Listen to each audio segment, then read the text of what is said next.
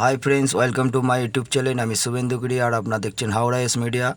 আমি এসেছি হাওড়া অর্থোমেটিক হসপিটালে সেলাইন ফেলতে।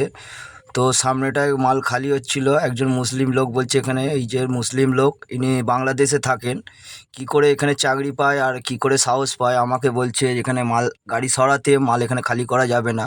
তার সঙ্গে সঙ্গে এই ডিএম সাহেব, কালো রঙের গাড়ি, কিয়া গাড়ি, গাড়ির নাম্বার WB19Q8302।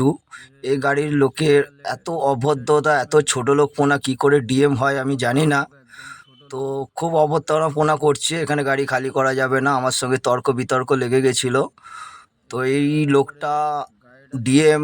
তো আমি জিজ্ঞেস করলাম, ডিএম তো ডিস্ট্রিক্ট ম্যাজিস্ট্রেট হয়, তো ডিএম তাহলে পুরো নামটা কি? বলল ডাঙ্কার মাল। আমিও ভাবলাম যে তাহলে ডাঙ্কার মালই হবে। তো এদের স্টাফেদেরই এরকমই কথাবার্তা, এনাকে সহ্য করতে পারে না ডিএম সাহেবকে। তো কিসের ডিএম আমি জানি না। তো আমরা ড্রাইভার, আমরাও ডালা গাড়ি চালাই, কিন্তু আমরা ছেড়ে দেওয়ার লোক নয়। আমরা এইটা নেটে ছাড়তে বাধ্য হচ্ছি, কারণ এত অভদ্র লোক বলে আমাদেরও পাওয়ারটা দেখা দরকার।